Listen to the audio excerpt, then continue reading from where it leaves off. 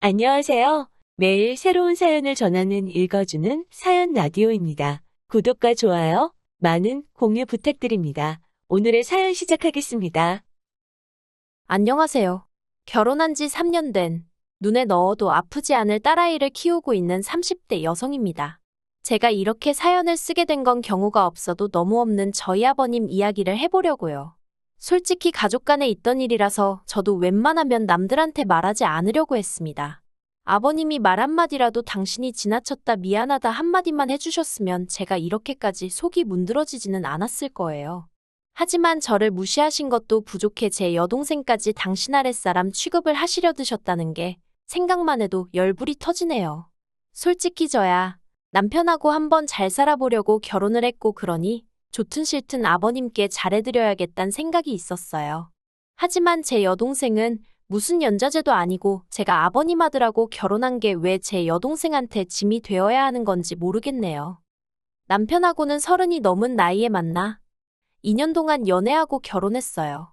처음 만난 곳은 회사인데 저는 입사한 지 7년 차의 대리였고 남편은 중고 신입이라고 할까요? 다른 회사에서 4년인가 일하다가 신입으로 지원해 저희 회사에 입사한 직원이었습니다. 남편 말로는 사무실에서 제가 제일 친절해 보였다는데 아무튼 그래서인지 남편은 모르는 거나 궁금한 게 있으면 늘 저를 찾아 도움을 구했고 저는 원래 싫은 소리를 잘 못하는 성격이거든요. 그래서 이래저래 남편을 많이 도와주곤 했었는데 그런 시간들을 계기로 남편과 연애를 시작했다가 부부의 영까지 맺었네요. 사실 남편과 연애를 하기 전에는 저는 결혼 욕심 같은 건 없었습니다. 왜냐하면 까놓고 말해서 저 하나 벌어서 먹고 살기도 빠듯했으니까요. 솔직히 숨기고 싶은 이야기지만 제가 대학교 2학년, 여동생이 고3이던 시기에 아버지가 일하던 공사장에서 사고로 세상을 떠나셨어요. 지금이야 이렇게 덤덤하게 말을 하지. 솔직히 그 사고가 있고 한동안 저도 그렇고 제 동생도 그렇고 하루하루 버티는 게 쉽지가 않았네요. 참으로 야속하다 느껴졌던 게 저희 친정아버지 사고는 여러 방송국 뉴스에서 다뤄졌을 만큼 크게 이슈가 되었었거든요. 그런데 정작 보상 부분에 있어서는 후속 취재니 뭐니 그런 것도 없었고 기꺼이 도와주려는 사람도 없었습니다. 물론 당시 제가 성인이었으니 딸인 제가 아버지 사건을 챙겼어야 하는 게 맞았겠지만 그래도 원망스러울 만큼 어느 곳에서도 그 어떠한 도움도 받지 못했네요. 그래서 그때 소위 사회에 대한 기대가 사라졌다고 해야 할까요? 그리고 사람도 더는 못 믿겠다 싶었고요. 무엇보다도 원래도 빠듯한 살림살이였는데 친정아버지까지 그렇게 하루아침에 돌아가시면서 저희 자매의 생활이 더욱이 빡빡해졌어요. 여동생은 가고 싶어 하던 대학을 포기하고 요리 쪽으로 방향까지 틀었고요. 이후로 저희 자매는 정말 이를 악물고 열심히 살았습니다. 저희 둘 다 어렸을 때 일찍이 친정어머니가 떠나셨는데 그때보다 훨씬 더 고단하고 힘든 나날의 연속이었어요. 세상 천지의 핏줄이라곤 저와 여동생 단둘뿐이라 생각하니 서로에게 매우 의지할 수밖에 없었고 그래서 동시에 더욱이 외로웠달까요? 그리고 그렇게 지내다 보니 저나 여동생이나 둘 다 결혼은 자연스레 안 하는 게 낫다. 할 수가 없다는 식으로 생각하게 되었지요. 그런데 남편을 만나고 제가 마음이 바뀌었습니다.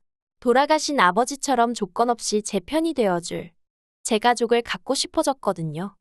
하지만 막상 결혼을 하고 나니 시부모님께선 걸핏하면 제가 친정부모님이 안 계신 게 무슨 큰 문제라는 듯이 들먹이기 일쑤였습니다. 당장 신혼여행에서 돌아왔던 날도 이바지 음식은 안 해왔냐면서 저를 무안하게 하셨지요.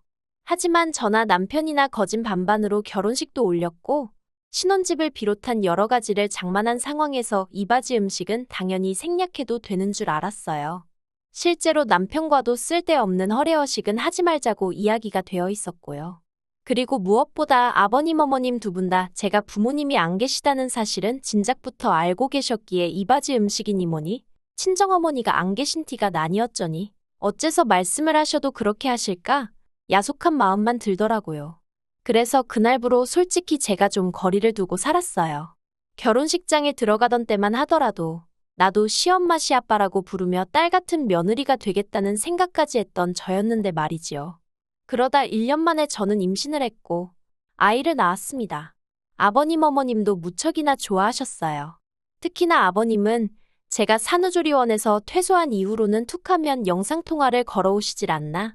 연락도 없이 저희 집에 찾아오시질 않나? 심지어 한 번은 남편이 저 대신 전화를 받았는데 모유수유 중이라고 하니까 누가 걔 가슴 보자고 전화했냐고 우리 손녀 밥 먹는 거 보려고 한 거라며 막무가내로 저랑 딸을 비추라고 하신 적도 있어요. 물론 남편이 그런 아버님 떨어 제정신이시냐며 소리를 질러 상황을 무마시켰지만요. 아무튼 이 밖에도 별말 같지도 않은 에피소드가 종종 있었습니다. 그래서 언젠가부터 제가 영상통화는 물론이고 그냥 전화도 잘 안 받고 문자 답장도 정말 늦게 하고 그랬어요. 그랬더니 아버님도 성질이 나신 건지 저희 집에 찾아오시는 빈도수가 눈에 띄게 늘어나대요. 결국 참다 못한 제가 남편더러 아버님 좀 어떻게 해보라고 짜증을 냈습니다. 그런데 남편은 또 꼴에 자기가 어머님 아더님 아들이랍시고 제 앞에서 두 분의 편을 들더라고요.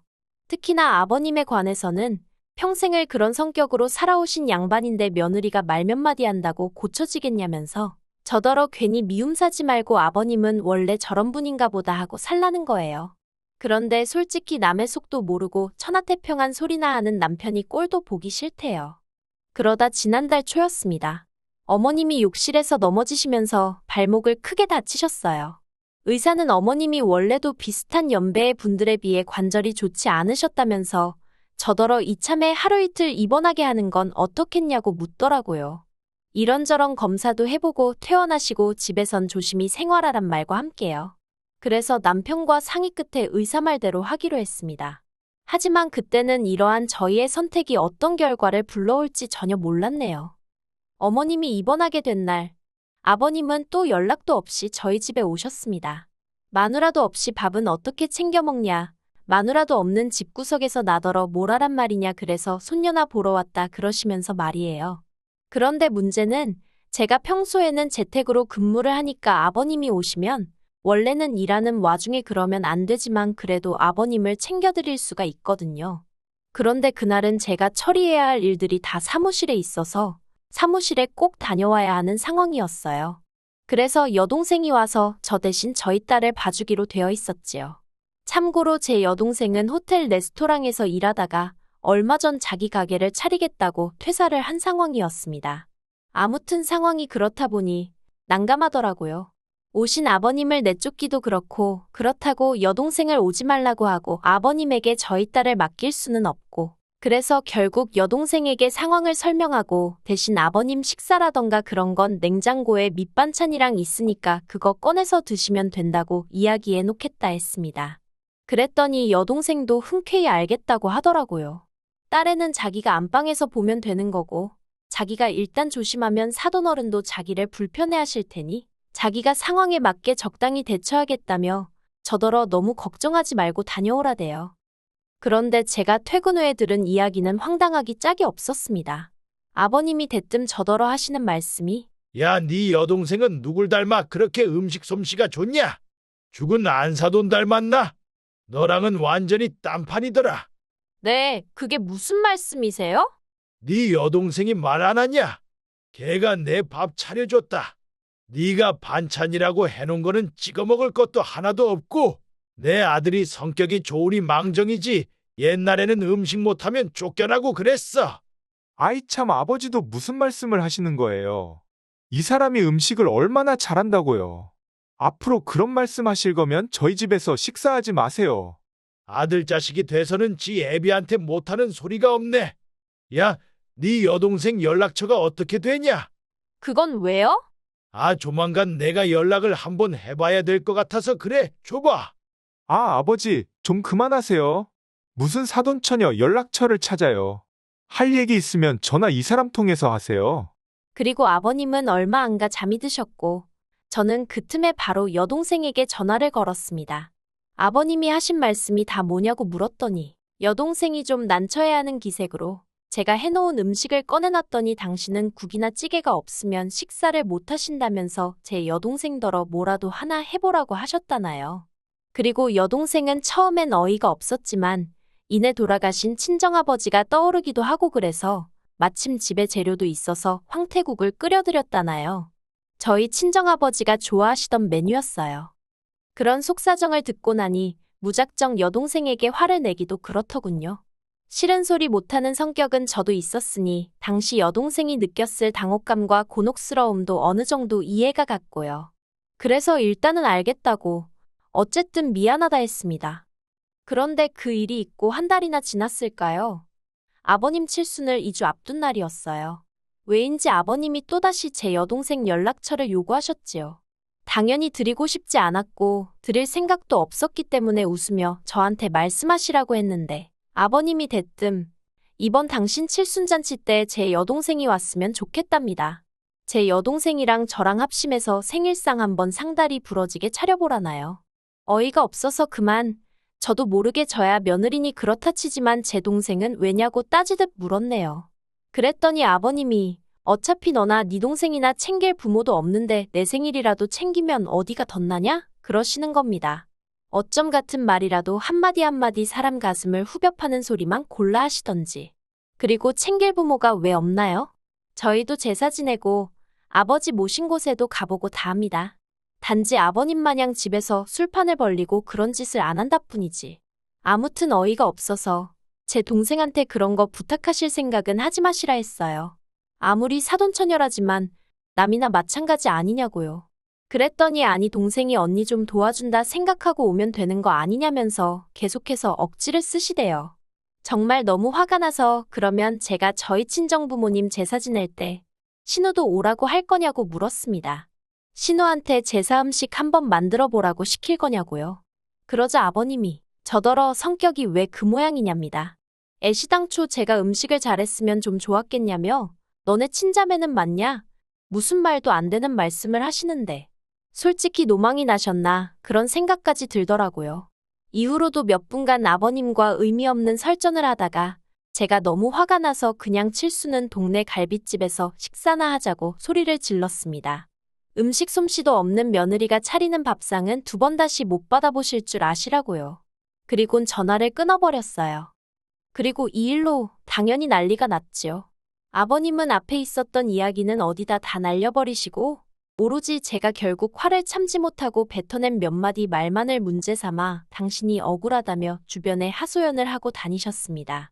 물론 아버님 성격이 좋지 않은 건 친지지인 가릴 것 없이 다 알고 있었기 때문에 대놓고 저를 탓하는 사람은 없었지만요. 하지만 제가 황당했던 건 남편이 보여준 태도였습니다. 솔직히 말해서 세상 천지 모든 이가 저에게 돌팔매질을 하더라도 남편이란 인간이 저를 감싸주고 방패가 되어주려 든다면 얼마나 든든할까요? 저는 그런 무조건적인 사랑을 보여줄 사람일 거라 생각하고 남편과 가정을 꾸렸던 거고요. 그런데 남편이 한다는 말이 평소엔 잘 참다가 이번엔 왜 못 참았냐입니다. 그냥 평소처럼 한 귀로 듣고 한 귀로 흘리면 될 걸 제가 일을 크게 만들었다나요? 그리고 아버님 말씀이 틀린 게 하나 없다대요. 동생이 언니 좀 도와준다 생각하면 그렇게 힘든 부탁도 아니라고요. 솔직히 친정이 없다 보니 서러운 일 서글픈 일이 있어도 어디 가서 투정 부릴 수가 없잖아요. 그렇다고 여동생을 붙들고 언니가 힘들어 죽겠다 할 수도 없는 노릇이고. 그래서 매번 그냥 속으로 삭히면서 어차피 이래도 저래도 내일이면 한 번 할 때 잘하고 말자는 심정으로 싫어도 내내 하고 했던 일들이 얼마나 많았는지 몰라요. 그렇게라도 시부모님께 좋은 며느리이고 싶었고 잘 보이고 싶었다고 해야 할까요? 그런데 남편까지 헛소리를 해대는 걸 보고 있으니 제가 정말 바보같이 지냈다는 생각이 들대요. 호의가 계속되면 호구인 줄 안다더니 그런 말은 사람들이 웃자고 하는 소린 줄로만 알았지 그게 제 이야기일 줄 누가 알았겠어요? 저는 정신이 번뜩 차려졌고 더는 이렇게 살면 안 되겠다 싶었습니다. 그래서 남편에게 마지막이라고 지금 한 이야기가 전부 다 진심이냐 물었더니 그렇다대요. 그래서 그러면 더 할 이야기 없다고 우리 이쯤에서 헤어지자 했어요. 나는 아버님의 억지도 억지지만 나 때문에 내 동생까지 무슨 오라면 오고 가라면 가는 사람으로 취급받는 꼴은 못 본다고요.